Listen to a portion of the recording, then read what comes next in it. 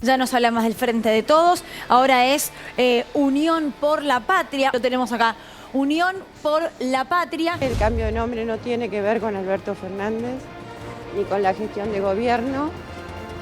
Sabemos que es una gestión deficitaria de la que nos responsabilizamos todas y todos. Comunicado del Partido Justicialista de la Provincia de Buenos Aires. Atención, teniendo en cuenta que quien mayor consenso genera hacia adentro y fuera del peronismo se encuentra proscripta, hemos decidido aceptar la propuesta hecha por el sector encabezado por Scioli y por el presidente Alberto Fernández. Es normal las tensiones, yo tengo mucha experiencia. Lo importante es que se llegue a un acuerdo. ¿Y el acuerdo cuál es? Que va a haber paz. ¿Y el acuerdo cuál es también? Que se van a integrar las minorías, algo por lo que yo venía reclamando. Se trata del mismo sector que expresó que de llevarse adelante la propuesta rechazada, recurriría al partido, entre paréntesis, Poder Judicial. Nosotros no estábamos de acuerdo con un planteo de un piso muy alto, 40%. La Carta Orgánica del Peronismo habla del 25% para tener derecho a la minoría. Si ustedes no le hacen oídos sordos a una discusión de esta característica, lo siento, pero voy a recurrir a la justicia electoral para que sea la que me diga que tengo razón, porque sé que tengo razón. Me siento representado por el comunicado del PJ bonaerense y además me solidarizo con ellos y con lo que allí está planteado, porque me parece que parecía casi una extorsión esa amenaza de ir a la justicia. Nunca estuvo nuestra intención, nosotros no estamos para judicializar la política. Lo que queríamos lograr era que se garantice la participación, que se lleven adelante las pasos, que la proporcionalidad sea integradora. Nosotros representamos lo que se denomina el cristinismo, el kirchnerismo. ¿Cuál es el problema? Y lo asumimos. ¿Por qué él no dice que es del sector de Alberto? ¿Por qué esconderse? ¿Por qué no decir lo que soy? La preferencia del presidente lo dijo claro, que haya paso. Y el candidato de Scioli soy yo, Daniel. Un hijo de la generación diezmada y un programa que incorpore como eje central la política de tierra, techo y trabajo. En el caso de que eso no se dé, vamos a ir por afuera. Me parece que hay que tratar de bajar los tonos, ¿no? Terminada la contienda electoral, tenemos que transitar todos juntos el camino más importante, que es evitar que la derecha vuelva a gobernar en Argentina. Voy a estar en el lugar que mis compañeros y mis compañeras digan. Puedo ser útil en cualquier lugar. Cristina y yo, por encima de cualquier diferencia, tenemos una misma imagen y un mismo objetivo sobre el país que queremos construir. ¿Y por qué fundamos Unión por la Patria? Pues la verdad creemos que los que realmente confiamos en que podemos vivir en un país capaz de construir y desarrollar estas cosas, debemos estar unidos. Porque hay otros que no creen eso. ¿Cómo están? Muy buenas noches, bienvenidos y bienvenidas a Desiguales, noche de jueves, aquí en vivo en la televisión pública con Pablo Caruso, con todo el equipo. Y lo que acaban de ver es un resumen de las últimas 24 horas hasta las 7 menos cuarto, 7 menos 20 de la tarde, cuando habló la vicepresidenta. Ya nos vamos a meter en lo que dijo Cristina Fernández de Kirchner desde Santa Cruz, de la ciudad de Río Gallegos. Pero en este editado, Pablo, lo que serían las dos alas hoy por hoy del Unión por la Patria, iba a decir el Frente de Todos. En Juntos por el Cambio hablamos de palomas y halcones dentro del PRO. Yo no sé cómo llamaremos dentro de poco a el ala albertista y al ala cristinista, si se quiere, del oficialismo. Pero que todo se encamina a un paso y que los grupos y las divisiones comienzan ya a marcarse con nitidez, me parece que no queda ninguna duda. Sí, efectivamente, y ayer también adelantamos eso, Luli, ¿no? O sea, ¿cómo va a evolucionar esto? Está claro que el gran desafío de Unión por la Patria es tratar de bajar decibeles y comunicarle a la sociedad que van a respaldar un proyecto, ocurra lo que ocurra, en la PASO competitiva, en una PASO con síntesis de unidad. Y que está claro cuál es el famoso programa que se va a defender, de lo cual hoy Cristina Fernández de Kirchner volvió a dar definiciones concretas. En Juntos por el Cambio, sigo insistiendo, toda la sensación de una foto vieja, porque lo que hoy dejaron trascender desde el espacio interno de Horacio Rodríguez Larreta es que no quedó tan conforme con la idea de que Schiaretti quede por afuera y que va a insistir con fuerza de que sea eventualmente su candidato a vicepresidente o no. Bueno, lo que quiero decir es una foto vieja porque están juntos y van juntos sectores que ya están pensando un modo separados de ir a tratar de generar la mayoría que sienten que necesitan para su proyecto de país. Pero bueno, en un ratito nada más Vamos a compartir y a dialogar sobre todo esto con Hugo Yasky, ya está con nosotros, diputado nacional y también referente del movimiento sindical en la Argentina, a ver qué está observando y cómo está viviendo la interna. Y viene también hoy de Desiguales Flavia Rollón, es la secretaria de Energía. Y recordemos que el próximo martes 20 de junio, feriado, se decía que iba a ser la inauguración del gasoducto Néstor Kirchner. Bueno, hoy lo que se informó es que el próximo... Sí, muy bien. Abrime la llave.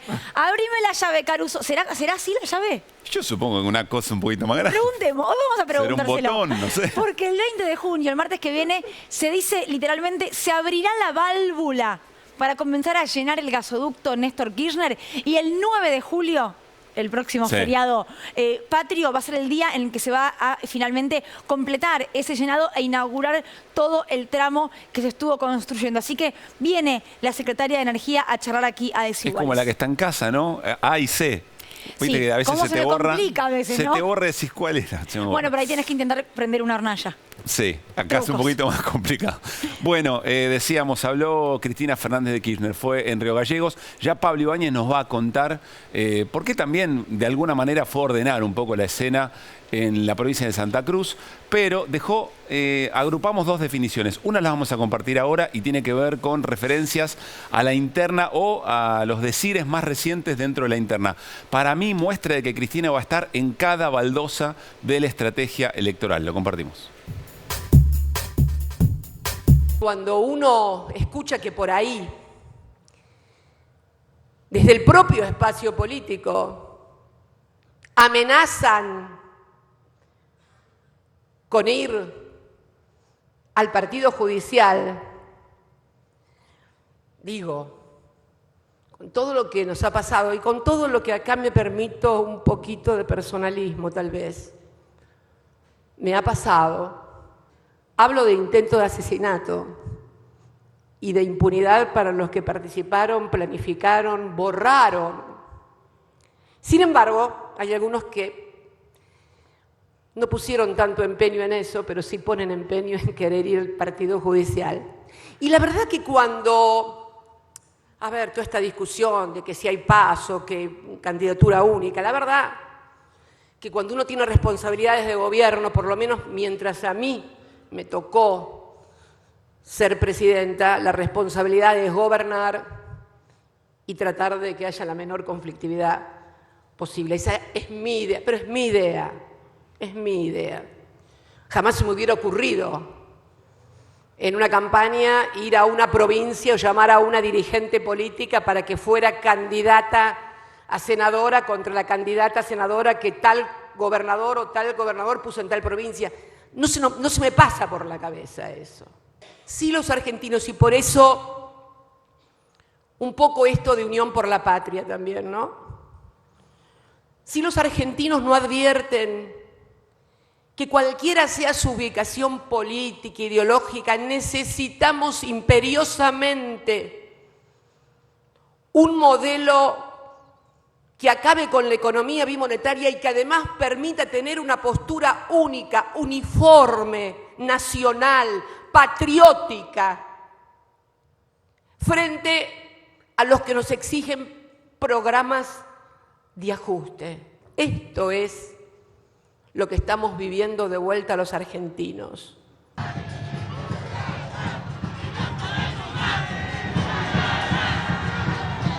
Créanme que si yo creyera que esa es la solución, nunca le he escapado, no, pero bueno, yo quiero estar hoy con ustedes, compartir este momento, porque saben que mi corazón, mi amor, mis afectos, mi vida, está aquí en Santa Cruz. Ese final, ¿no? Digo, con la gente diciéndole una más y no jodemos más. No. Créanme que si yo tuviese que estar en este lugar, haría hasta lo imposible. Hoy no. Claro, si yo creyera que esa es la solución. Es la solución, exacto. Esa es la definición. Con si lo yo cual, creyera que ese es el camino, claro. No está escapando, está entendiendo que no es, que esa no es la herramienta. Claro. Buenas noches, Pablo, Flor, Néstor. ¿Cómo andan? Buenas noches. Bueno, ahora vamos a ir, Cristina vuelve a plantear, por supuesto, la escena macro, está en la discusión de modelos, pero también acaba de mostrar que está en el repique de lo último, ¿no? de la campaña. Sí, para mí el tono en particular de una cuestión muy instrumental como es lo de la interna, me parece que demuestra que está involucrada en el detalle. Sí, por otro lado, sobre todo esta definición que hace sobre la cuestión judicial, de alguna manera suscribe el tramo más denso del planteo de la carta que ayer publicó Máximo Kirchner como presidente del PJ, que es, lo hace propio. Que es claro, es decir, si había una hipótesis de que eso era una especie de rabieta o malestar porque había fracasado la negociación, no parece por lo menos que sea una decisión autónoma de Máximo. Antes o después está validado por Cristina para definir ese tono. O antes y después. O antes y después. Detrás de eso me parece que hay otra señal. Porque cuando vos empezás a definir una línea donde de un lado hay algunos y de un lado están los otros, también ahí empezás con una definición de naturaleza política. Ya no es una cuestión de la herramienta de cómo resolvemos una diferencia, sino de un lado es uno y de otro lado... Pero eso es inevitable, Pablo, en cualquier interna. No tanto, porque puede ser que una interna se resuelva nada más para ver cuántos lugares me quedo yo y cuántos lugares te quedas vos, que es lo más obvio. Ahora, y después te voy a hacer una línea con lo que dijiste vos de Juntos por el Cambio.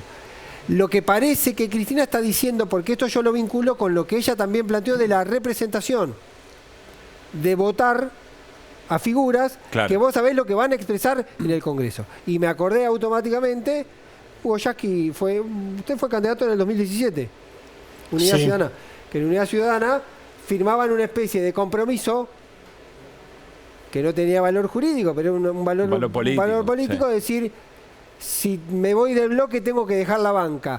Ahí también hay una idea de representación. Por eso digo que no es una interna instrumental. Claro. Es una interna a la cual Cristina hoy le puso un valor político de mayor profundidad. Está muy bien. Bueno, en definitiva también, y en ese ellos y nosotros que plantea el documento que revalida Cristina, también hay una evaluación o una cristalización de cómo se valoró la gestión del Frente de Todos, que va a estar expresada en esa interna. Claro. Que yo creo que el detalle... Una vez hace muchos meses tuvimos una charla acá, que tenemos diferencias. Para mí lo que se cristalizó anoche y se termina de revalidar hoy, con el cierre de listas, es que por primera vez, no solo el peronismo va a ir una interna después de 40 años, si no pasa nada hasta el 24 de junio, que siempre hay un margen... Menem Cafiero, a esa te referís, ¿no? El 88. Pero además, lo que sí puede ocurrir, que vayamos a una paso, donde las principales coaliciones tengan internas y no necesariamente las expresiones, las ofertas de las distintas coaliciones sean lo mismo. Que vayamos a una paso que esté cristalizando un sistema de atomización política real, porque puedan ir Juntos por el Cambio, Bullrich, Larreta y Manes, y no signifiquen estrictamente lo mismo, como no signifiquen eventualmente lo mismo. Volvemos a tener discusiones Daniel cuando Scioli quieras la damos. O Guado de Pedro. Pero para mí hay más discusión de modelo, si vos crees, o de alcance de modelo dentro de Unión por la Patria, que en Juntos por el Cambio, que lo que parecen estar discutiendo es de qué manera voy a imponer mi proyecto, que no parece muy distinto el de Larreta y el de Bullrich o el de Macri, en términos de qué quieren hacer o cuáles plantean como enemigos más que adversarios políticos. Lo que podés ver que ahora uno va a pasarte por arriba con el auto y el otro quiere agarrar a Schiaretti y generar una mayoría sin el kirchnerismo. Bueno, pero por eso digo, no son, vos ves... Pero el modelo es el mismo. Son dos miradas distintas, puede haber, yo lo que digo que dentro de porque no es... yo no creo tampoco que dentro de... ahora me va a costar empezar a decir Unión por la Patria. Sí, señor, UP, dentro de UP... las diferencias sean tan abismales, porque la enunciación puede ser abismal, el ejercicio o la instrumentación también puede tener diferencias con mayor o menor capacidad. Pero ahí la diferencia que vos tenés, que eso ya se vio en la propia gestión del gobierno durante 4 años, Pablo. Claro, sí, pero lo que se vende, lo que se discute en Juntos por el Cambio, y se discute expresamente hacia adentro, tiene que ver con velocidades, con dinámicas. Que Larreta le diga a la CGT que no va a haber reforma laboral y que Bullrich diga que lo primero que va a hacer una reforma laboral es una diferencia. Después podemos, yo lo que digo, podés entender que globalmente son dos mundos. Pero lo que yo sostengo que en la PASO por primera vez, esos mundos, que son distintos entre sí, van a tener matices. Va a haber como una gradualidad interna dentro de la competencia, incluso de las propias coaliciones. Vamos a preguntarle esto a nuestro invitado. Dale. ¿Qué te parece? ¿Le robo? Me autodevuelvo la lapicera que me choreó Ibáñez. Esa escena la vi. Espera, vos te llevaste la mía vos ayer, quiero que sepas. Esa escena la vi. Caruso ayer se llevó mi lapicera, para que lo sepa el público. Es posible. Es posible. Pero esto es más colectivo, ¿no? Sí, claro. ¿Cómo estás, Hugo? Bien, muy bien. Te voy a trasladar el debate que se generó en la mesa a vos. ¿En Unión por la Patria hay distintos modelos de país o hay distintas velocidades o modos de llevar adelante ese modelo de país? No, estoy más de acuerdo con lo que decía... Somos dos Pablo encima. Sí, decí Pablo, que vas bien con Pablo Caruso. Muy bien. No, yo creo que efectivamente, creo que dentro del espacio de Juntos por el Cambio, la graduación pasa por si amputás con el serrucho y sin anestesia o si intentás algún tipo de anestesia, pero todos están de acuerdo en que hay que amputar, en que hay que hacer un brutal ajuste, una devaluación, privatizar, bueno, todo esto que están diciendo. La diferencia pasa, incluida reforma laboral. Yo creo que Larreta tiene un proyecto de reforma laboral. La diferencia pasa por lo que estamos viendo en Jujuy. El decreto para prohibir, para echar a los empleados públicos que protesten una medida de ajuste, que ahora lo tuvo que volver para atrás, o evitar ese escenario en el que vos garantices que llegás, pero dando la vuelta. En un rato charlamos de eso con Flor, porque hoy se publicó la plataforma de Juntos por el Cambio, donde se cuentan muchas de estas intenciones. Ahora, si vos crees eso de Juntos por el Cambio, lo que decís es que en Unión por la Patria no hay velocidades, sino que hay diferentes objetivos. Y yo creo que sí hay distintos proyectos, hay distintas maneras. Hoy el discurso de Cristina hoy señala claramente el problema que significa el acuerdo con el FMI, en esencia la propia presencia del FMI reinstalado como un factor condicionante de los movimientos, de las políticas de un gobierno popular a partir de la deuda del macrismo. Creo que eso, la discusión de qué manera nos paramos frente a los factores de poder fáctico de este país, de qué manera garantizamos la soberanía, cuando ella dice y habla de la unidad en torno a un objetivo patriótico, creo que marca una diferencia muy grande con aquellos que piensan que, podemos seguir conviviendo. A ver, Hugo, aprovechemos esta referencia. Perdón, sí, ya vamos con la Cristina, pero ¿se puede hacer eso dentro de un frente electoral? ¿O no deberían ser distintos directamente partidos políticos o frentes? Porque se habla de distintos modelos de país, entonces. No, el peronismo ha tenido históricamente esa cualidad, de ser un movimiento que dentro de sí mismo tiene sectores con miradas contradictorias, y creo que lo que hay que encontrar es la manera de construir esa unidad. Es lo que ha hecho Lula en Brasil, con la diferencia que nosotros lo tenemos eso dentro del propio peronismo. Hay sectores que apuestan a tratar de encontrar una suerte de convivencia con esos factores que condicionan a los movimientos populares, y hay quienes creemos que tenemos que forzar, como lo dijo Cristina, sin locura, sin plantear que no se le va a pagar al FMI, pero sí ir a los límites, hacer lo que hizo Néstor Kirchner. Hasta que Néstor llegó a la Argentina, la gobernabilidad era sinónimo de respetar límites, según los cuales si vos seguías un poquito más, te caías al abismo. Era como la fábula que nos contaban de la época de Colón, que el mundo era plano y que si vos ibas hasta el borde, te caías abajo y te comían los monstruos. Bueno, Néstor demostró en ese sentido que había la posibilidad de transgredir esos límites de la gobernabilidad. Y ese es el debate que tenemos hoy también dentro del peronismo. A ver, repasemos en Río Gallegos. Cristina volvió a poner en el centro de la discusión la relación con el Fondo Monetario Internacional de esta manera. Yo no sé si ustedes han visto en estos días una serie que se llama Diciembre 2001. Se las recomiendo.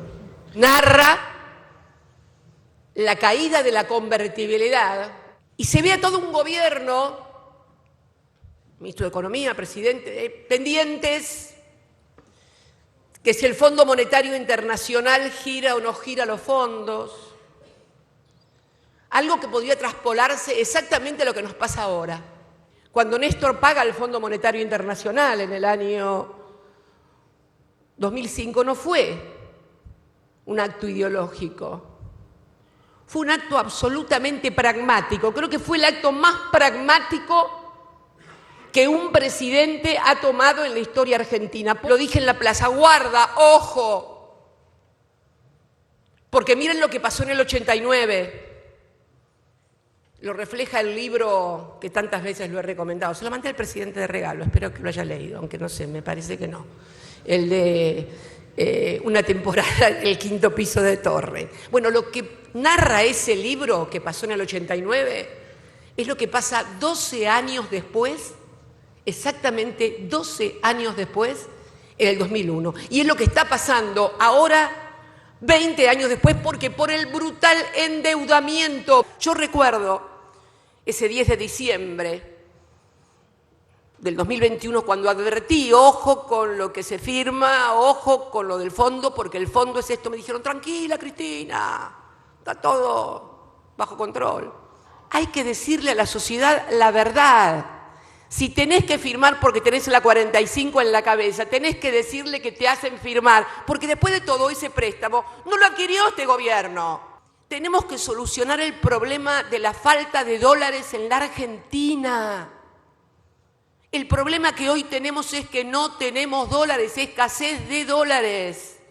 Y necesitamos dólares no solamente para pagar la deuda privada y del fondo, sino también dólares para sostener la industria, para invertir en innovación y tecnología, que es lo que nos va a permitir dar el salto cualitativo en materia de exportación y valor agregado. ¿Alguien cree que vamos a poder pagar esos préstamos únicamente exportando commodities? ¿En serio que lo creen? Bueno, muchísimas cosas. Insistimos que en un ratito viene Flavia Arroyón para hablar sobre el superávit energético que promete la Argentina en poco tiempo. Me pasaré un programa entero discutiendo sobre lo pragmático y lo ideológico, pero Flor, Cristina dice algo muy puntual. Dice, si negociaste con una 45 en la cabeza, el acuerdo con el fondo, contalo. ¿A qué te remite o qué te sugiere esto? Sí, dice dos cosas con respecto al FMI, que no solo es importante lo que dice, sino también en el contexto en el cual lo dice. A ver, ¿qué está diciendo Cristina Kirchner? Por un lado dice, si tenés una pistola en la cabeza, tenés que salir a decirlo, como diciendo, si esto ya pasó cuando tuviste que cerrar, si está pasando ahora también, porque estás en plena negociación con el Fondo Monetario, tenés que salir a decirlo. Eso dice por un lado. Y otra frase que no quedó dentro del tape, pero lo dice sobre el final del discurso, dice, toda la coalición política, no solo el Frente de Todos, sino todo el sector político, tiene que unirse para plantarse frente al Fondo Monetario. Era un poco lo que planteaba Máximo Kirchner en su momento cuando se debatió esto en el Congreso.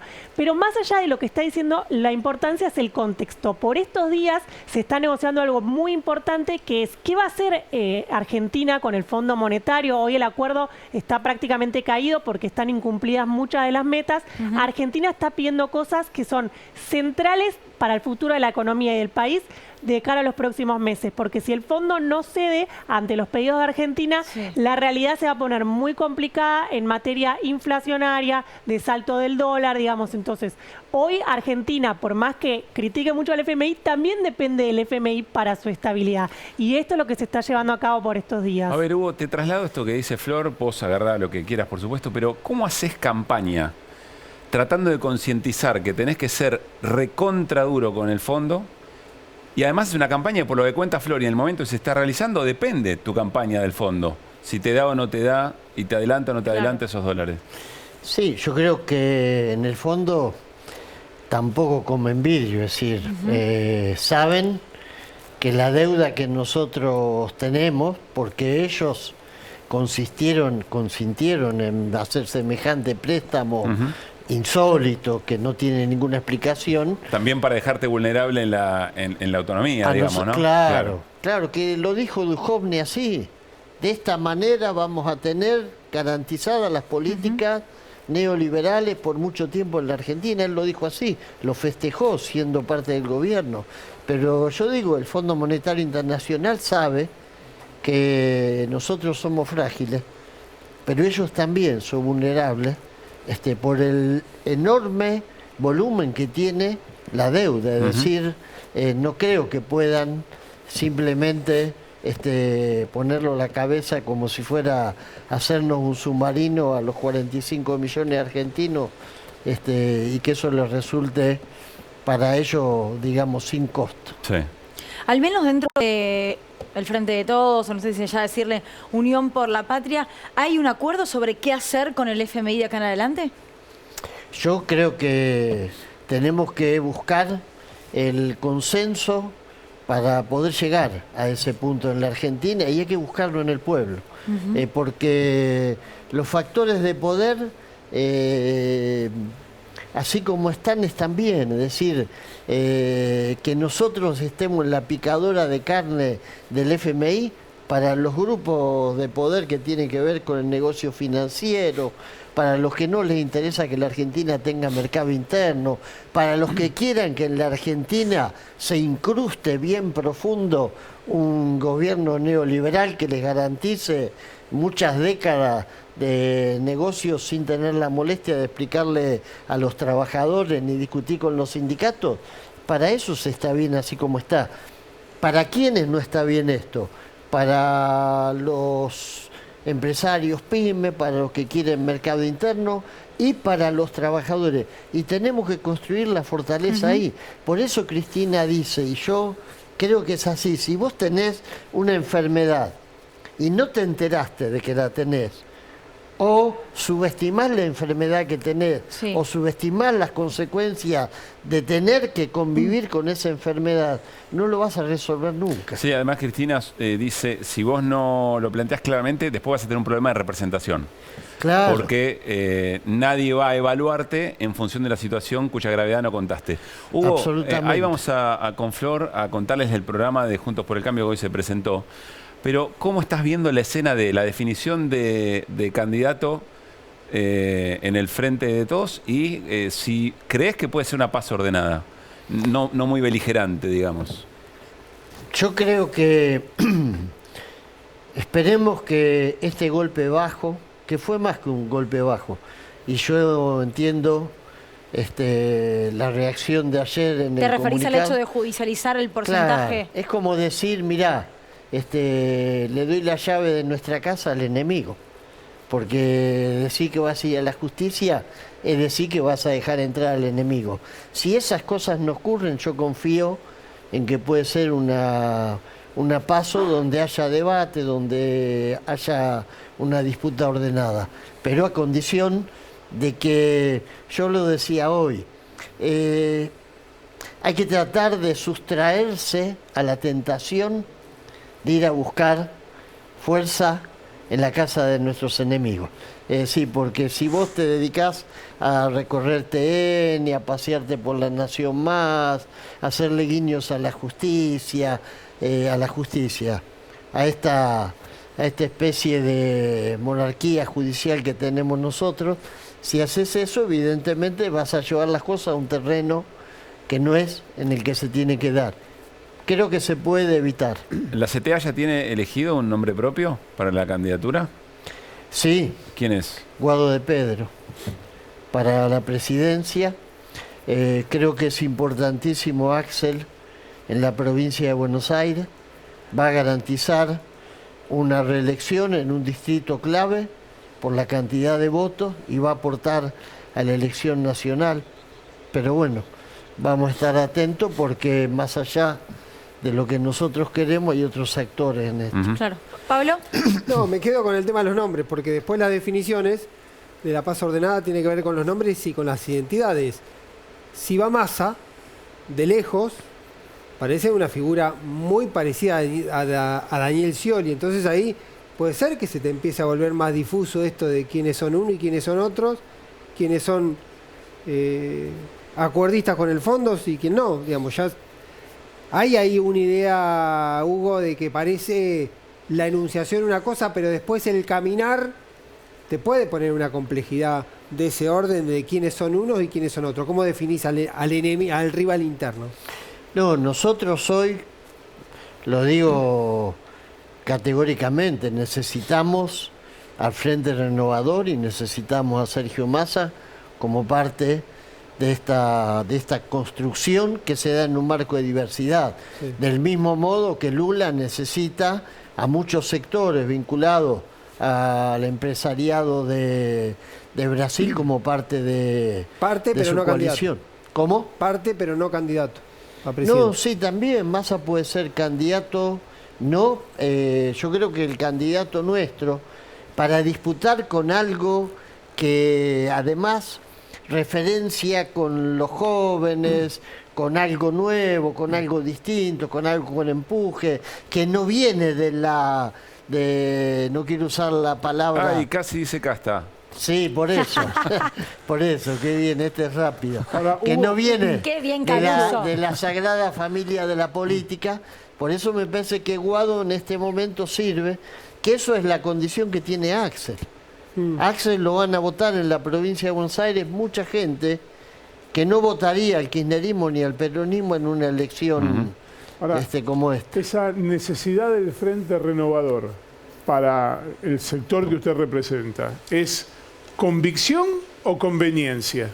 No, yo creo, como cree Cristina, en la unidad patriótica. Creo que hace falta construir una unidad y ojalá algún día podamos horadar esa especie de compuerta que han construido con mucha inteligencia los dueños del discurso del odio y podamos también tener dentro de esa unidad algunos que estén más allá de nuestra fuerza.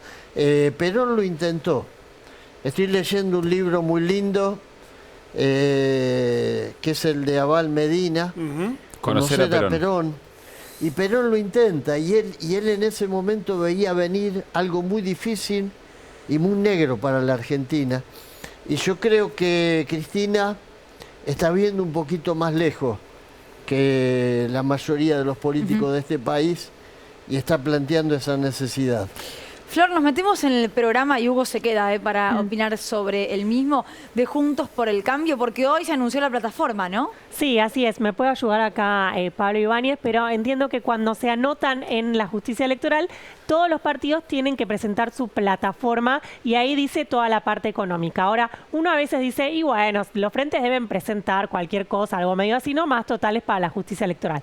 ¿Qué pasa? Salió Juntos por el Cambio a difundir esa plataforma y me decían hoy, es el preámbulo de lo que sería nuestra Constitución. Yo dije, bueno, entonces vamos a darle importancia a esto que están poniendo. Los representantes de... Claro, sí, es el preámbulo de la Constitución y dicen es un trabajo de unidad. Esto no es menor porque si uno escarba un poco adentro de Juntos por el Cambio puede encontrar muchas diferencias que llevó más de un año. Así que vamos a compartirle a quien está del otro lado. Se pone nervioso. Se come las uñas, Ibáñez, mientras lee.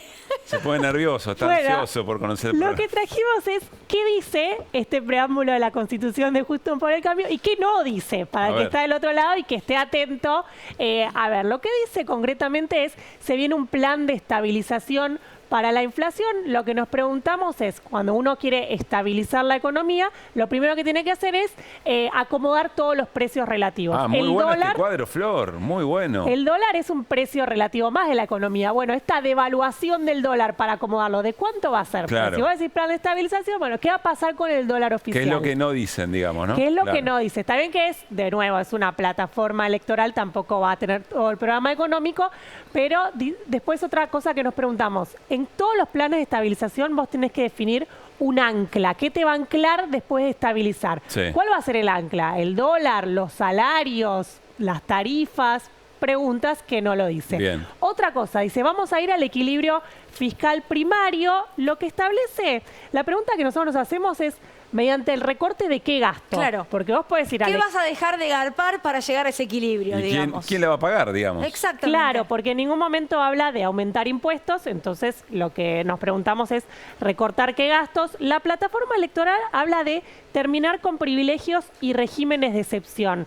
Lo que pasa es que eso es muy amplio y si vos sacás privilegios, no sé, por decirte el Poder Judicial paga ganancias o terminás con algunos regímenes de excepción que hoy tenés en Argentina, Sí. no vas a un equilibrio fiscal primario. Se tienen Claro. que hacer muchas más cosas que nos preguntamos cuáles serán.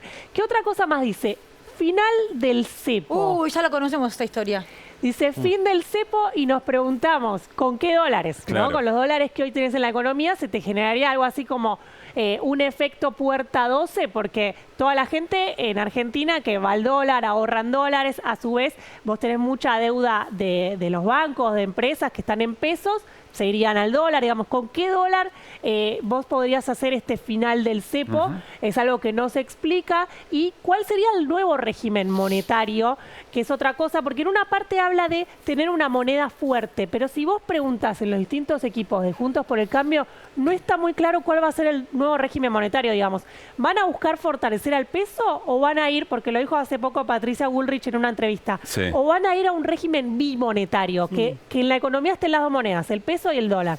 Digo, no me parece algo menor que esté esta discusión dentro de Juntos por el Cambio, si van a fortalecer el peso o van a ir al régimen bimonetario. Bien, ¿qué más? Más cosas de la plataforma. Dice, terminar con la administración comercial y ahí nos preguntamos, ¿va a haber algún tipo de plan de protección gradual para pymes y empleos que hoy están protegidas? ¿A qué se refiere con administración comercial? A ver, hoy si vos querés... Libre mercado. Claro, libre mercado. Si vos Ajá. querés importar en Argentina, hay todo un sistema que muchas empresas se quejan de que les es engorroso importar. En parte este sistema existe porque no hay dólares, entonces se tiene que administrar ese comercio, pero en parte también existe con la idea de promover ciertas actividades. Digo, si vos querés promover cierta industria y ahí frenás un poco las importaciones y entonces ahí nos Y preguntamos, si apertura vos abrís económica, el sí. libre comercio así de un día para otro, ¿cuál es el plan para algunas Se pymes suma y empleos? Hugo. No, que eso implica apertura de la economía. Sí, sí, Porque final de la administración comercial es lo que ya hicieron cuando dejaron entrar todo de afuera y fundieron a todas las pymes. Martínez de Oz. Claro. Y de nuevo y en una parte del gobierno de Macri. Y de nuevo nos preguntamos también con qué dólares, ¿no? Con los dólares que hoy tenés tampoco podrías hacer esto. Y lo último que traemos es, la frase que dice la plataforma es, hay que ir a un sistema previsional sustentable. Entonces decimos, bueno, se ve que lo que hay hoy no es sustentable. ¿Y qué van a hacer con el sistema jubilatorio? Y esta es la pregunta que siempre me hace mi madre. Ya te digo, van a propiciar el sistema de trabajo registrado, que haya mucha gente que cobre muy buenos sueldos y aporte a la caja de jubilaciones de manera tal de agrandar y que todos los jubilados cobren sustentablemente. ¿no? Bueno, sí, la plataforma dice algo de eso, dice que van a intentar blanquear, que hay mucho trabajo informal en la Argentina, lo cual es cierto, pero también seguramente lo que esté atrás es un nuevo cambio en la fórmula jubilatoria, que es como lo que ya se hizo, y ojo porque hoy en Argentina vos tenés el régimen jubilatorio, el CIPA, que tiene un montón de gente, pero también hay un montón de otros regímenes, como el de docentes, que son distintos, ojo porque también se están mirando de cerca esos regímenes especiales. Flor, estoy enamorado de ese cuadro. Se me ocurre que se lo podríamos pasar a varios y varias colegas. Como es una ayuda a memoria para la repregunta, porque a veces se quedan como sin idea para la repregunta cuando les plantean todo lo de la columna de la izquierda. Claro, sí. Muy bueno. Bueno, si viene alguien del digamos, una Patricia Bullrich, un Sí. Horacio Rodríguez Larreta al programa, también lo vamos a poder preguntar.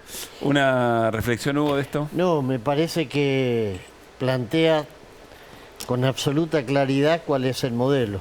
Le falta la parte que diga, bueno, de qué manera se garantiza que todas estas medidas mantengan al pueblo disciplinado y con la cabeza gacha. ¿Y qué te imaginas? Y me imagino lo que intentó hacer Morales, un globo de ensayo, con el decreto por el cual despide o suspende por 2 años a los empleados públicos que vayan a una huelga o una marcha. Me imagino represión. Esa parte la agrega Carrió. Esa parte en la que de alguna manera está en el debate interno, pero es la que promete también Patricia Bullrich. Y en el tema jubilatorio le agrego otra cosa. ir hacia un sistema mixto. Una parte privada y una parte los pobres que van a quedar con ¿Otra vez? Sí, la otra vez fue más brutal el cambio. Esta vez sería en un sistema mixto porque hay varios proyectos en ese sentido. Y una cuestión más. ¿Te gustó el hay cuadro 3, también? 4 proyectos de reforma del sistema sindical en la Argentina. Es decir, ¿Con qué orientación? ¿En qué sentido? para tratar de, hacer como una especie de movimiento de introducir dentro del sindicalismo el sistema chileno, es decir, tanta libertad que permita que estalle el movimiento sindical atomizado. En Chile hay libertad para hacer en una misma empresa 7, 8, 15 sindicatos sin ningún problema. Tanto es así que las propias empresas optaron por hacer sus propios sindicatos. Para debilitar una posición, digamos. Para debilitar la posición la oposición del movimiento sindical, con represión y también por adentro trepanando al movimiento De hecho, sumo sindical. una cosita más, que en la plataforma te voy a leer 2 cosas que estaban en la última placa, que no sé si las viste, pero dice fondo de cese laboral para actividades de alta rotación, que se lee ahí como una la indemnización, modernización de negociaciones colectivas. Claro. Ahí está, mirá. Que Ahí ahí tenés. aparece la mochila austríaca, es decir, que cada trabajador se financie su propio despido. Hugo Bueno, aludía recién a lo de Jujuy. La colega Gaby Tichman me está contando que se acaba de aprobar en general la nueva constitución de Jujuy y que hay una Mirá. movilización gigantesca de antorchas en este momento en San Salvador de Jujuy. Sí, sí, y mañana va a ser un día histórico en Jujuy. Mañana es la primera vez que todas las centrales sindicales, todos los movimientos sociales van a marchar juntos con una marcha de los pueblos originarios que se produce cada 20, 30 años y que mañana va a coincidir. Mañana hay que tener los ojos puestos en lo que En va a Jujuy. pasar en Jujuy. Gracias, Hugo, por haber venido. Gracias. Gracias. Gran abrazo a Gaby Tichman también. Bueno, nos vamos al corte. Al regresar presentamos informe con Flor Alcaraz. Tiene que ver con el astillero estatal Tandanor y la importancia, la relevancia que tiene efectivamente, incluso también en términos energéticos. Y por supuesto estará con nosotros la secretaria de Energía, Flavia Arroyón. Ya venimos.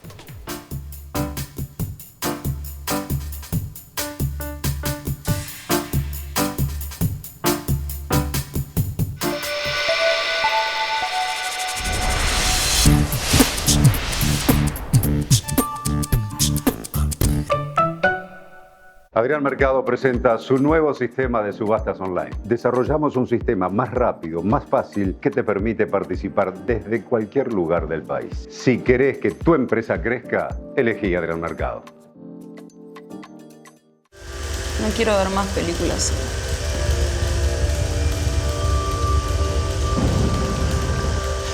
No vas a ver más películas sola. Historias de Malvinas.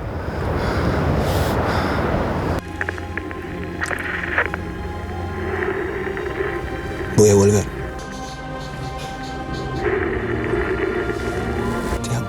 Combatientes, capítulo 7, nuevo día y horario. Jueves, 23 horas, televisión pública.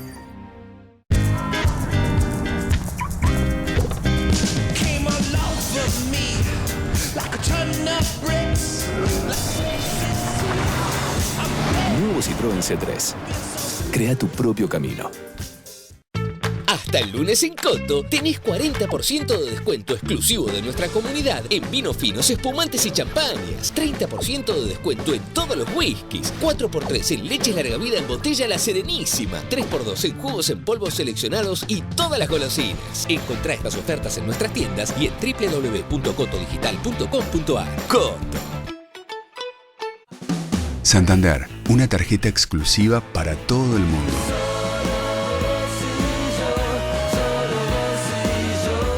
Pedí la tuya. Pedí la del Santander.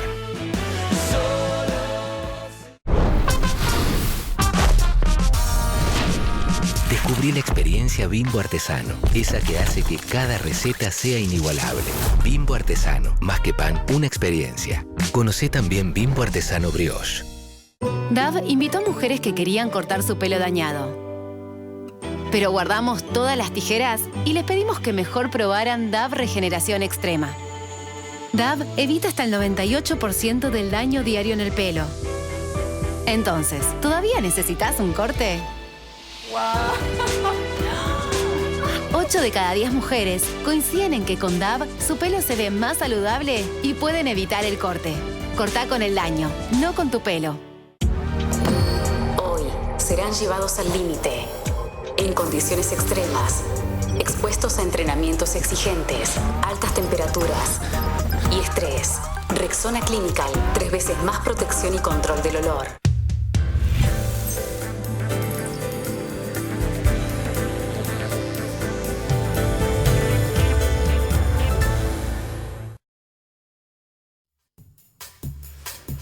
Seguimos en Desiguales y como anunciábamos estamos con la secretaria de Energía Flavia Rollón. Gracias Flavia por haber venido. Porque se vienen fechas importantes para algo de lo que se habló muchísimo en la Argentina durante su construcción, pero principalmente durante su etapa previa, que es el gasoducto Néstor Kirchner, o la primera etapa de este gasoducto, mejor dicho. De nuevo es un mapa que vamos a ver a continuación para entender bien de dónde a dónde va. Pero ¿qué va a pasar el próximo 20 de junio? Al inicio decíamos, se abre la válvula. Literalmente es una canilla que se abre. ¿Qué va a ocurrir? El 20 de junio, así como lo comprometió en el primer acto del ministro Sergio Massa cuando asumió, fue la licitación de la primera etapa de Néstor Kirchner, y ahí dijo, el 20 de junio se pone en funcionamiento. El 20 de junio se abre literalmente la válvula y comienza el llenado del gasoducto. O sea, el gas que viene del yacimiento comienza a pasar por todo ese gasoducto ya construido. Exactamente, exactamente. Esta sin dudas va a ser... Sí, no, se puede achicar, perdón Flavia, se puede achicar ese mapa porque la parte más abajo, ahí es la parte que dice etapa 1, exacto, lo naranja, digamos, de abajo. Tratayen Saliqueló. Esta es la primera etapa. Es la verdad que va a ser un antes y un después en el mundo energético y para la Argentina. Porque, bueno, los que estamos involucrados en el sector realmente estamos muy orgullosos de lo que es esta obra, pero también es una obra muy importante para todos los argentinos. ¿Por qué? Porque esta obra va a posibilitar, primero, que desbloqueemos el potencial que tenemos en Vaca Muerta. Tenemos la segunda reserva de gas no convencional del mundo. Y teníamos la limitante de la infraestructura para que realmente esta producción pueda ser evacuada. El gasoducto llegó a eso. Este gasoducto y lo que sigue después, porque ahí veo en el mapa también que está la segunda etapa y lo que llamamos la reversión, ¿qué va a permitir? Primero, que Argentina ya entre en un escenario de autoabastecimiento. Este fue el último año que Argentina va a hacer compras importantes de GNL. O sea, a partir de 2024, ¿Argentina no va a comprar más gas natural licuado? En los términos absolutos en ingeniería, o sea, pueden comprar para ciertos picos de demanda de invierno, pero no va a necesitar más bloques de 40 o 50 barcos de GNL. Eso quiere decir que todos los dólares que se han utilizado hasta acá para eso se van a poder preservar. Sí, aparte, ¿por qué? Porque el gas de Vaca Muerta es un gas hasta 6 veces más barato que el gas que estamos comprando afuera. Ajá. Con la reversión del norte, que es la licitación que sigue, el ministro ha sido muy claro que quiere que en las próximas semanas se licite la reversión del norte. ¿La etapa 2 sería lo que estamos viendo ahí? No, lo que dice reversión del norte, que posibilita que el gas de Vaca Muerta pueda llegar al norte del país, que hoy depende únicamente del gas de Bolivia y del gas que se produce en la cuenca norte de Argentina. Estas cuencas están en un fuerte declino, entonces hay una situación estratégica que hay que resolver y cuando esté terminada la reversión, que esperamos que sea el año que viene, no vamos a necesitar comprar más gas de Bolivia. Entonces, ¿esto qué es? Es el ahorro de dólares, es tener un gas a precio mucho más competitivo, es viabilizar la industria, sobre todo en el norte, que hoy tiene una restricción de factibilidad de gas.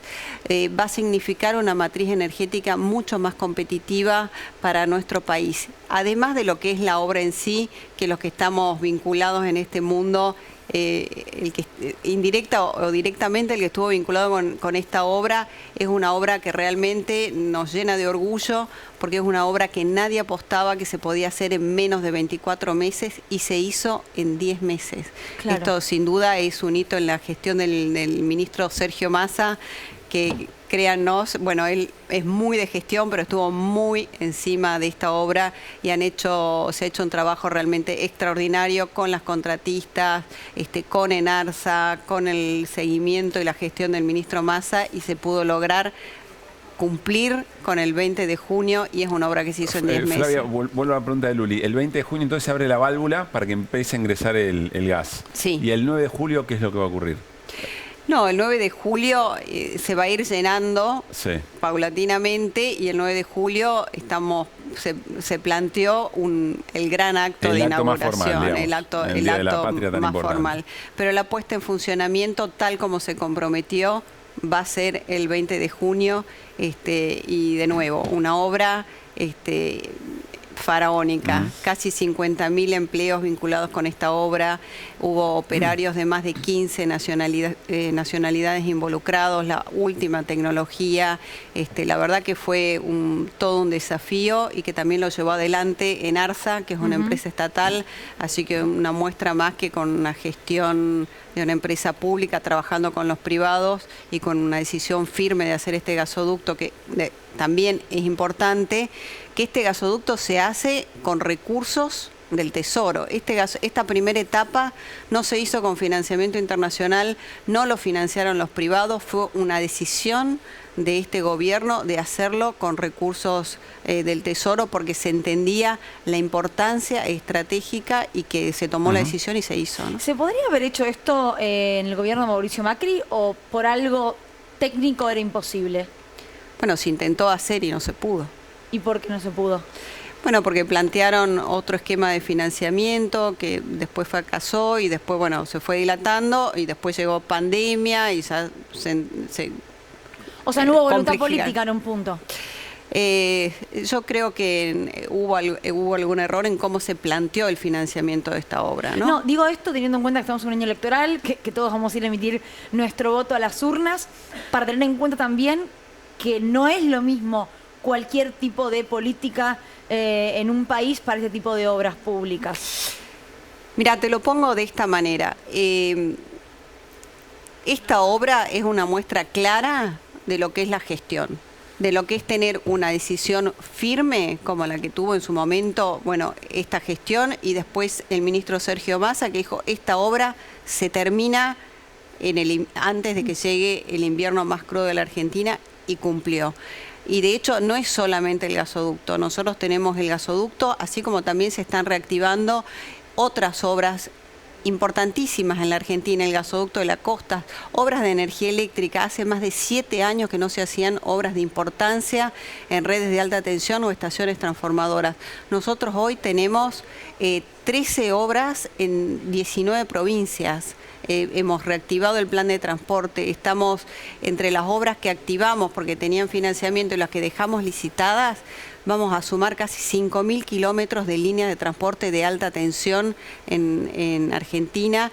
Hemos trabajado y ya lo hemos publicado, el plan de expansión de nuestro sistema de alta tensión, de transporte de alta tensión al mediano plazo, porque claramente también hay una visión estratégica de que el financiamiento o el endeudamiento que tomó la Argentina debería haber ido para estas obras, para obras de infraestructura que necesitan Argentina. Argentina tiene que hacer un cambio claramente estructural en su estructura productiva, y esta obra es una muestra de eso, una muestra de decisión y una muestra de visión del país que queremos. ¿Por qué? Porque Argentina está pasando momentos difíciles, claramente, pero bueno, también después de una serie de circunstancias de la pandemia, después del encarecimiento de los precios de energía por el conflicto bélico Rusia-Ucrania, donde Argentina tuvo que usar gran parte de sus dólares para pagar la energía importada muchísimo más cara, y entonces se impuso esto, y hoy con una sequía, la peor sequía de los últimos 80 años, donde también tenemos que requerir dólares para importar. Pero Argentina tiene los recursos, tiene que encaminarse a un modelo productivo donde la infraestructura energética es clave, y un modelo, Argentina tiene con qué salir, y tiene que salir por arriba con un modelo de producción, de desarrollo y un modelo inclusivo. Flor. Sí, ahora, esta hora es una especie de muestra de que el Estado puede funcionar, digamos. Fue un Sergio Massa que dijo, va a estar y va a estar, pero digamos, si uno retoma todas las ventajas que vos decías, con el gasoducto vas a usar menos dólares, menos subsidios también, gas más barato para la industria. ¿Qué pasó entre diciembre del 2019, que asumió el Frente de Todos, y agosto del 2022, que arranca efectivamente el gasoducto? Digo, ¿no se podría haber hecho antes, o qué pasó en el medio? Bueno, en el medio, ¿qué es lo que pasó? Se asume un gobierno que recibe una pesada deuda, esto todos lo sabemos. En el 2020, pandemia que claramente cambió y trastocó no tan solo Argentina, sino el mundo. Y bueno, y todo este tipo de decisiones, claramente Argentina estaba pasando por una situación muy difícil. Y también hoy, por supuesto que estamos en una situación de inflación compleja, pero en el momento de la pandemia, ¿cuántos salarios afrontó el Estado argentino? ¿A cuántas pymes acompañó el Estado argentino? Yo estaba en su momento, bueno, en otro lugar, pero el Estado argentino tomó y tuvo que usar muchos recursos estatales para poder afrontar la pandemia. Todo eso ahí ha hecho que, por supuesto, se hayan tenido que tomar decisiones, pero nunca hay que olvidar el contexto, qué es lo que estaba pasando en ese momento. Después, por supuesto, asume el ministro Sergio Massa, y en la situación tan compleja también de venir de los precios de la energía que se habían disparado.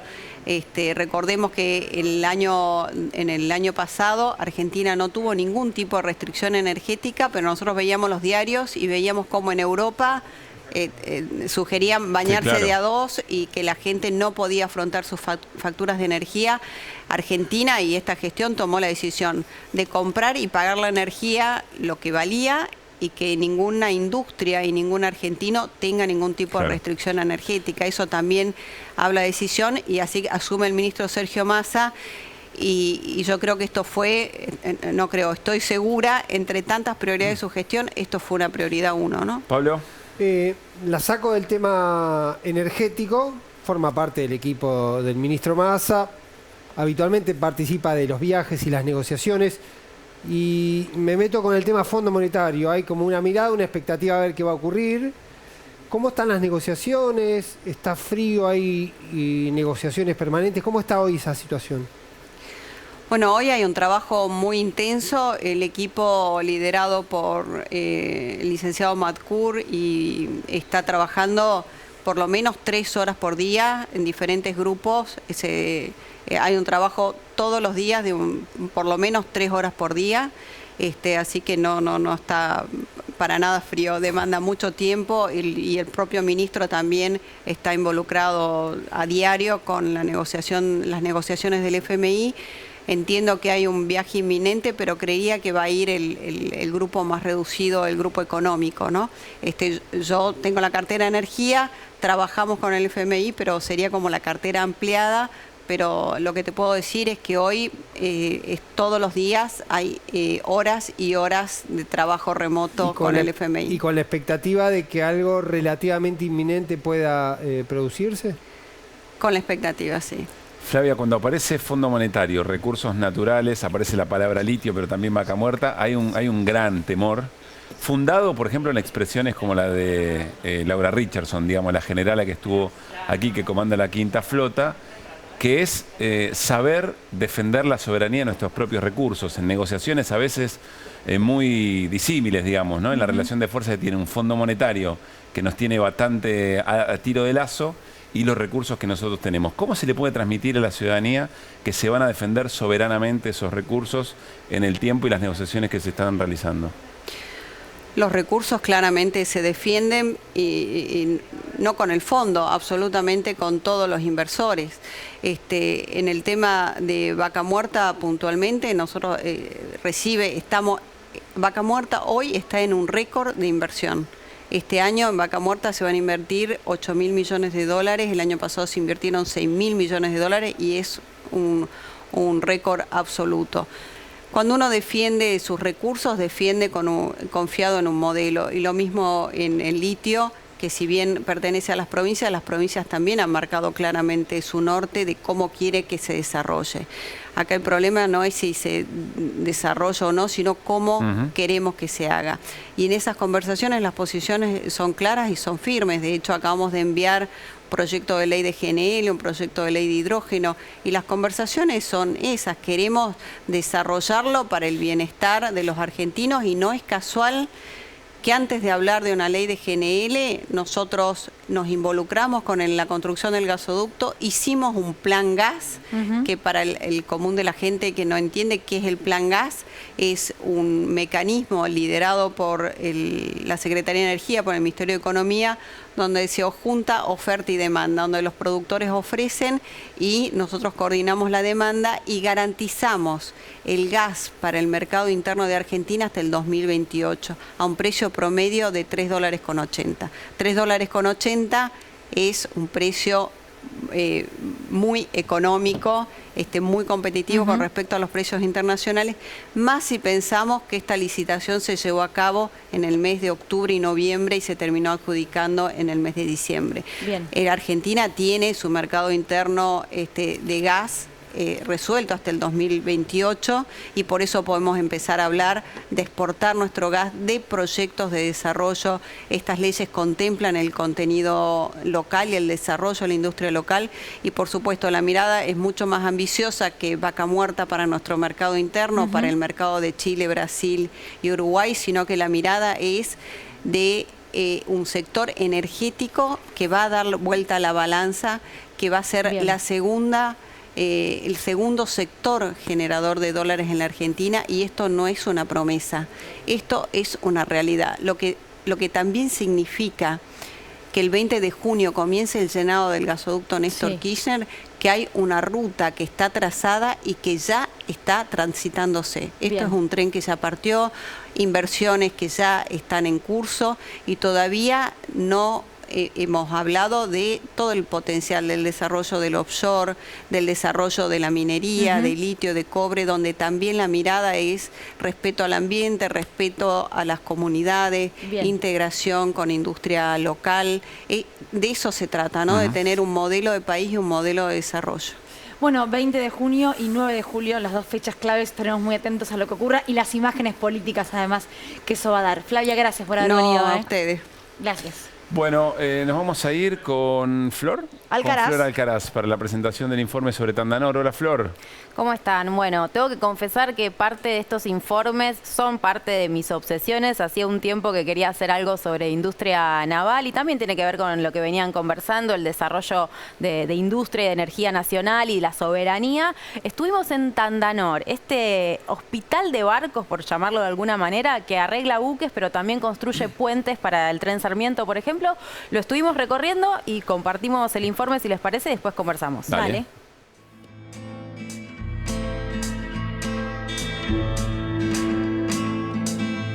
Momentos de gloria, de crisis, privatizaciones, estatizaciones, defensa de sus trabajadores. La historia de la empresa estatal Tandanor es la historia también de la Argentina. Estamos en Dársena Sur, a 5 minutos de la Casa Rosada, donde funciona el hospital de barcos más grande del país. Ya ingresamos a Tandanor, vamos al encuentro de Miguel Tudino, que es el presidente de esta empresa estatal.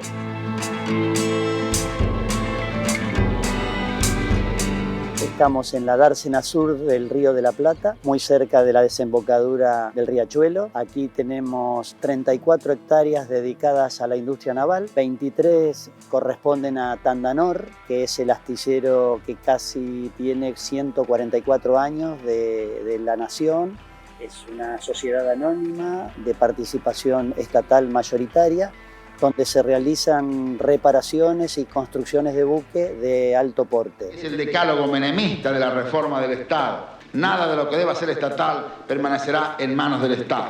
En los 90 la empresa fue una de las primeras privatizadas, la empresa quebró en el año 99, los trabajadores se hicieron cargo de mantenerla en funcionamiento, trabajando, resistiendo y cubriendo la posibilidad de mantener el recurso humano, que es lo más difícil de generar y de formar en este tipo de industria. En el 2007 Néstor Kirchner logra volver a estatizar la empresa justamente cuando ingresa el IRISA, que es un emblema para Tandanor.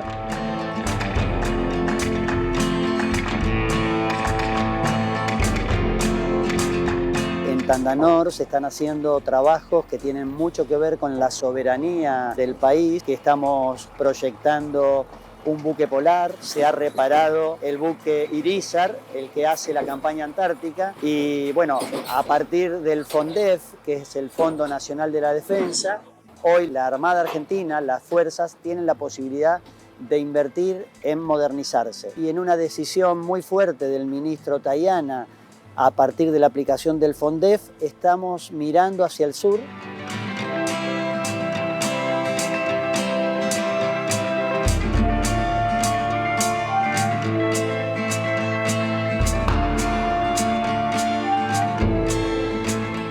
La industria naval ocupa muchísima mano de obra y además cada buque es una ciudad a flote. Todas las ramas de la ingeniería están vinculadas a la construcción de un buque, entonces eso genera mucho desarrollo. Aquí nosotros no trabajamos solos, trabajamos con muchas pymes que acoplan e integran el desafío que tenemos cada día.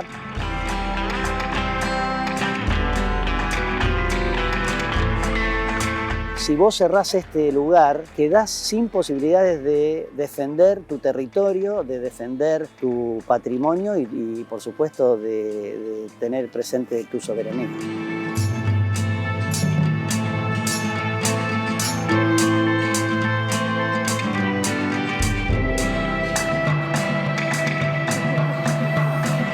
Flor anda por lugares que a veces, viste, vos lees una referencia, pero cuando estás ahí te impacta por las dimensiones, por todo lo que, bueno, con muy poca habitualidad podemos compartir. Bueno, muy buen informe, Flor, y estamos aquí en los estudios en el Living de Desiguales, precisamente con Miguel, que recién lo veíamos, Miguel Ángel Tudino, que es presidente de Tandanor, y Daniela Castro, secretaria de Investigación, Política Industrial y Promoción para la Defensa del Ministerio de Defensa. Miguel, Daniela, gracias por haber venido. Muy buenas noches, gracias. ¿Cómo están?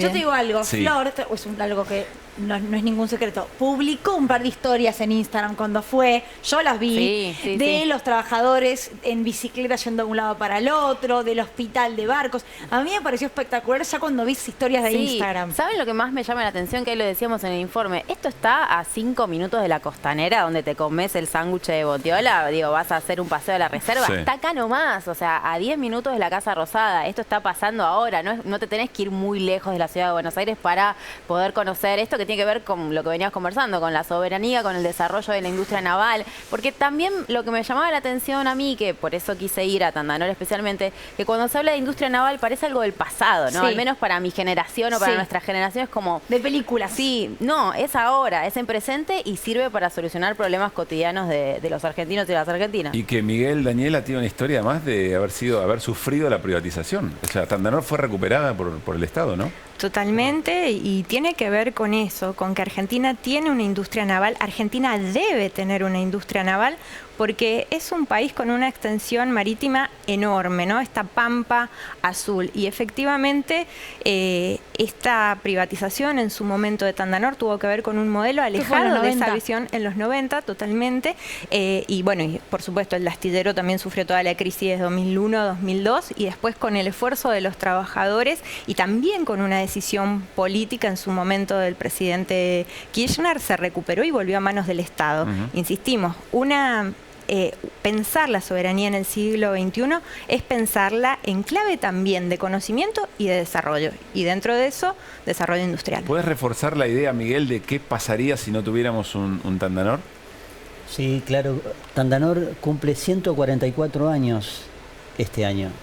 y comenzó allá por los talleres de la Marina Argentina, luego fue cambiando en el 28 de formación y luego ya en el 71 se conformó como una sociedad con participación estatal mayor. Que reunió otros astilleros, ¿no? También. Que reunió a algunos astilleros que estaban en la zona de Dársena Norte y se convierte ya en una sociedad como actualmente lo es, pero luego es traspasado a la Dársena Sur del puerto de Buenos Aires y en ese lugar empieza la primera experiencia de privatización que tuvieron los años 90, que por supuesto con su fracaso asegurado, y en el 22 fue presentada la quiebra de la empresa. ¿Fracaso asegurado o fracaso planificado también, no? Por supuesto.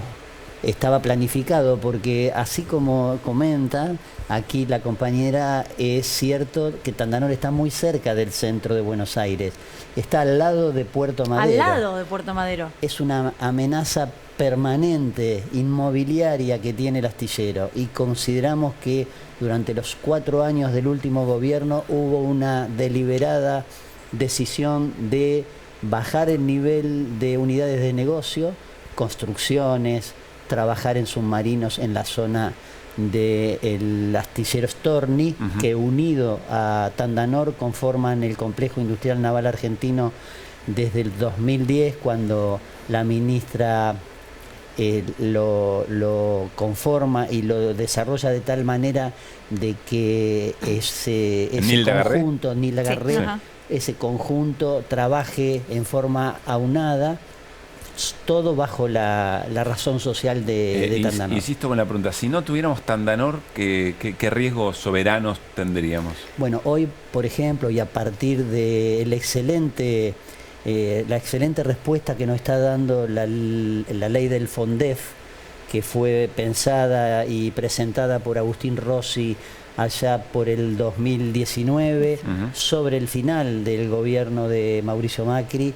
Luego fue aprobada y sancionada en el 20 y puesta en funcionamientos en ese año, y actualmente el ministro Tayana también la desarrolla y la aplica con gran digamos, vocación.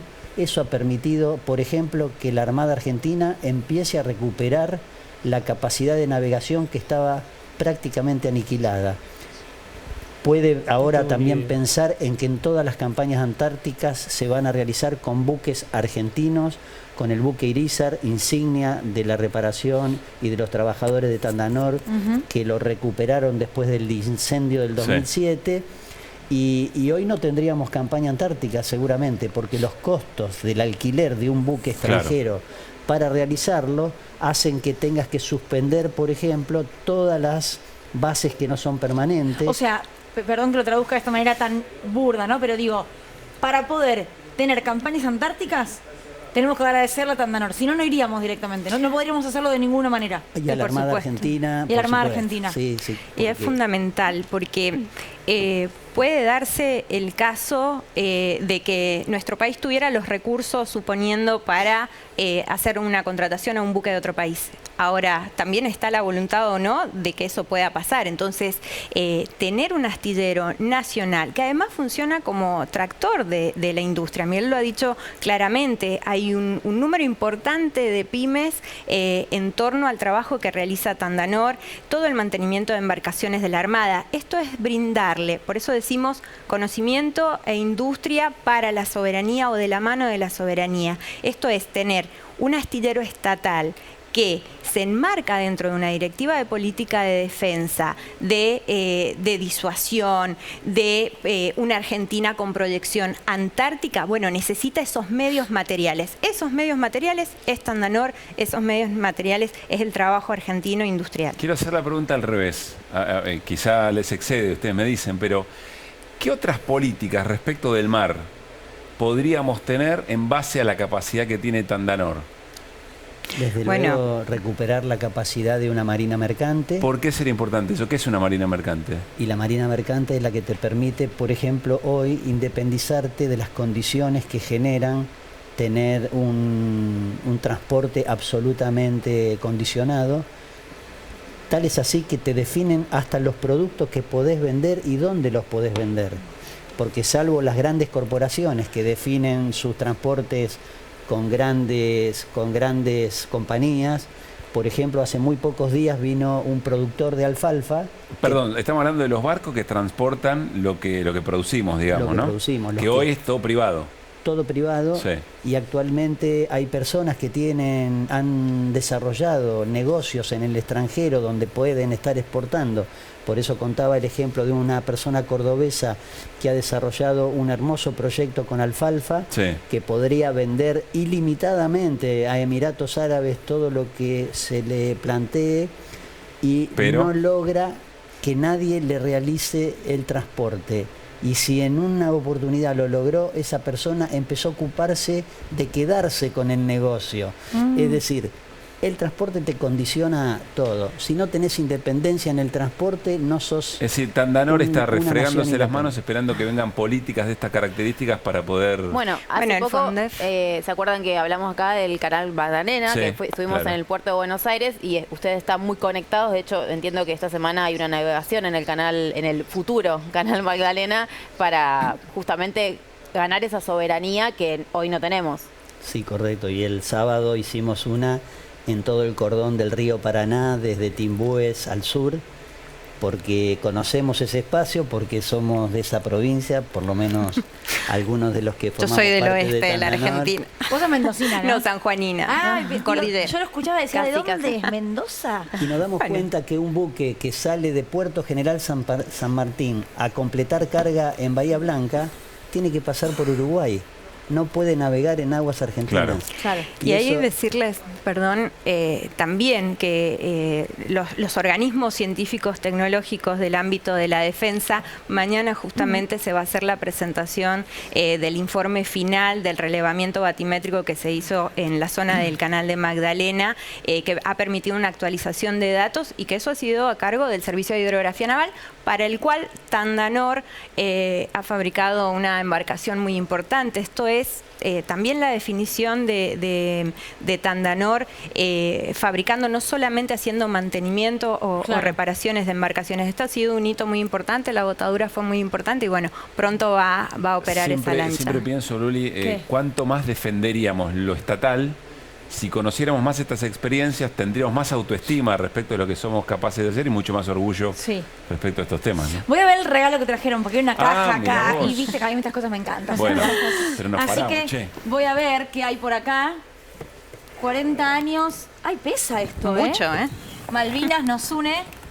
Ahí va, mira qué lindo, vamos a ponerlo muy acá. bueno. Vamos a ver quién se lo lleva del equipo. Sorteo. Me encanta hacer sorteos además, así que... Mira, muchas gracias. Voy a correr si se ve Hecho bien por detrás. los trabajadores y las trabajadoras de Tandanor, ¿no? Sí.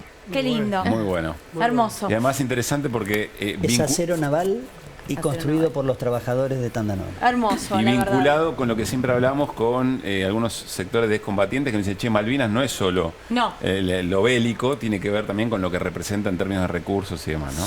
Gracias por haber venido, Gracias. Muchas gracias. Gracias a ustedes. Vamos a la mesa. Dale, vamos. Voy a dejar pasar que le dijiste a una mendocina sanjuanina, perdón, a una sanjuanina mendocina. No, le pregunté, no se lo dije, porque es parecida un poquito, el quilombo que se arma, si lo hago yo se arma un quilombo. ¿Pero por qué? Pero perdón, Tremendo. Daniela está ofendida porque yo le dije que es mendocina.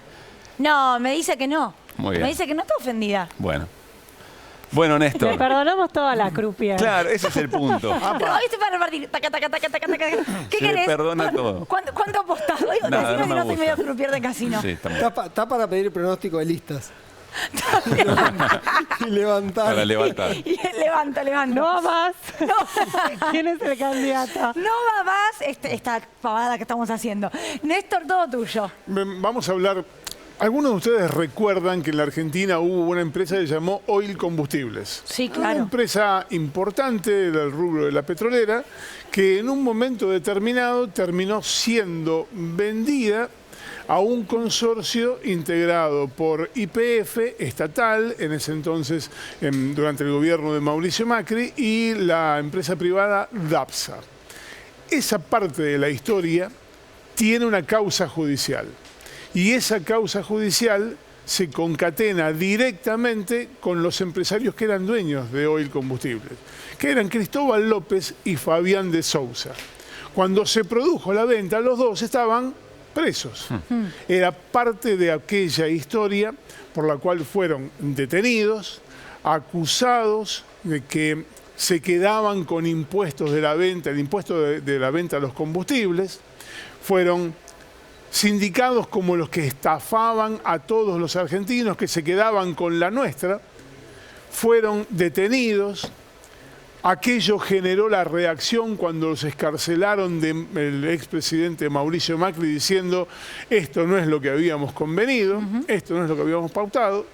Los jueces que decidieron la excarcelación terminaron afuera del Poder Judicial, uno de ellos destituido, el otro refugiado en un tribunal oral en la provincia de Buenos Aires y el otro jubilado después de haberse infartado en 2 oportunidades por las presiones que había recibido. Perdón, ¿esos jueces terminaron así o están en esa situación por haber hecho qué? Por haber excarcelado, firmado la excarcelación de Fabián de Sousa y de Cristóbal López. ¿Quiénes son, Néstor, perdón, esos jueces? Los jueces son Eduardo Fara, que después terminó regresando al cargo que ocupaba en la Cámara Federal, Eduardo Freiler, que fue destituido mediante procedimiento de juicio político, Freiler Fara, y el otro fue Jorge Patti Ballestero, que terminó jubilándose después de haber tenido 2 episodios cardíacos por los cuales está hoy lleno de stent y atraviesa una situación personal en la que se dedica a la abogacía de manera privada, pero era camarista federal. O sea, sacar las patas del lofer cuesta. Exactamente, exactamente. Bueno, mira, vamos a resumirte en esta placa qué es lo que está pasando y por qué te traemos esta historia. Habían determinado, la representación de Oil Combustibles inició una causa denunciando la mesa judicial de Cambiemos. Aquella mesa judicial que no solo sacó a estos jueces, sino que los metió presos a ellos y que hizo otra serie de tropelías. Este expediente que iniciaron es el expediente en el que está prófugo Fabián Pepín Rodríguez Simón. Bueno, ¿qué hicieron? La jueza María Servini, que recibió este expediente, ordenó, entre otra serie de medidas, un peritaje para determinar si le habían arrancado la venta de la empresa Oil Combustibles a precio vil. Y para eso le pidió a los jueces de la Cámara Comercial y a los interventores de Oil Combustibles que confeccionaran una serie de respuestas sobre si el valor que se había pagado por Oil Combustibles, que rondaba en los 80 y pico de millones de dólares, era el valor real de esa empresa. Porque la sospecha es que se había vendido a precio vil, que había habido todo un mecanismo que consistió en la denuncia, en el encarcelamiento y en llevarlo, bueno, Luli, vos lo has vivido, a todas las empresas del Grupo Indalo, entre las que estaban Radio 10 y el canal C5N, a una situación de asfixia tal que terminaban desprendiéndose del grupo empresario en manos de el pan amiguismo del gobierno de Cambiemos. Como se sabe, estar en prisión y además si no te correspondía es una excelente situación para negociar bien, ¿no? Para convencerte. Claro. Para convencerte. Lo cual nos remite a otros tiempos también de nuestra Sí, claro, por historia, supuesto, ¿no? por supuesto. Por ejemplo, a Papel Prensa. Bien, la jueza había ordenado esto que tenía básicamente como objetivo determinar si se habían choreado la empresa. La Cámara Federal porteña hoy anuló esa medida. Dijo, con un argumento básicamente técnico, que la jueza primero había ordenado un peritaje que después lo dejó sin efecto y que ahora, por pedido de la querella, ordenó un informe técnico que no es lo mismo, pero que como excluía del control a las partes involucradas, entonces no valía. Lo que hizo básicamente fue arrojarse sobre la granada para que no se investigue si la empresa fue vendida a precio vil por todo esto que te estamos contando. El fallo, lo estás viendo en la placa que te volvemos a mostrar en este momento, básicamente lo que está diciendo es que esa medida no vale, que es nula. que es nula la medida de investigación para determinar si le arrancaron la venta a precio vil de una empresa petrolera en el marco de una persecución judicial. Esto es lo que acaban de hacer. Ah, me olvidaba un detalle importante. El fallo fue firmado por los jueces Martín Irurzun y Leopoldo Bruglia. Gracias, Néstor. Mientras Néstor contaba todo esto, yo pensaba en cuántos medios, no, creo que una mano, los dedos de una mano sobran. Se cuentan estas historias, ¿no? ¿Hacemos un corte? Dale. Ya venimos.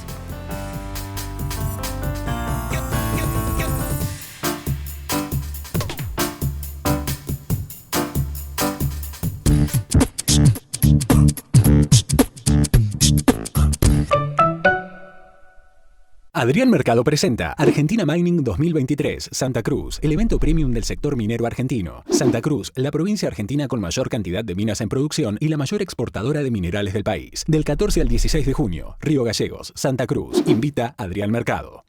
¿Dónde está Jorge? Who are you? Are you with them? Jorge Horacio Galtún, in my name, I'm a journalist. You cannot get the bag camera. No, my things, my things. No, no, no. You can't come in here with guns. This is a house of God. There are rules to follow. No, la bandera no la toqué.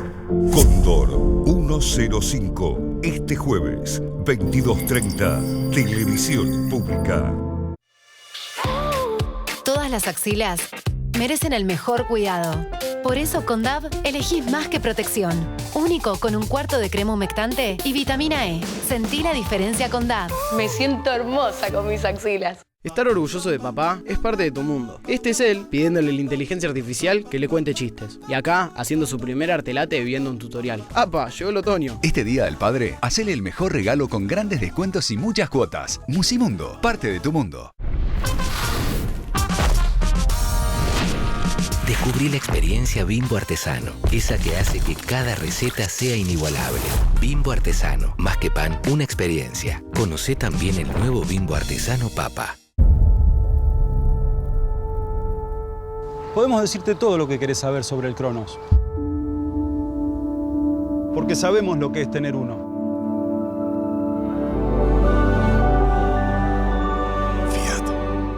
En FB te ayudamos a elegir tu grifería. En nuestro sitio y redes sociales vas a poder ver todos nuestros productos, inspirarte, probar cómo quedan en tu espacio, elegir el modelo ideal a partir del estilo del baño o cocina y miles de consejos más para que tu elección sea la mejor para tu casa.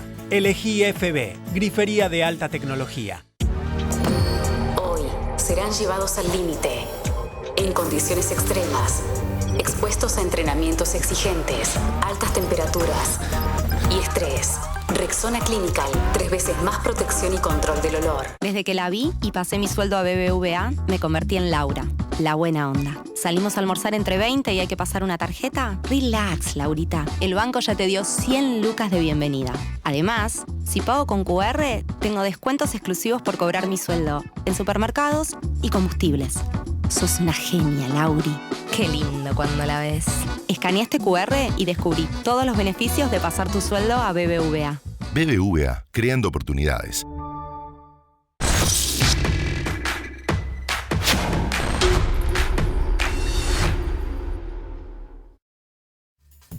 ¿Dónde?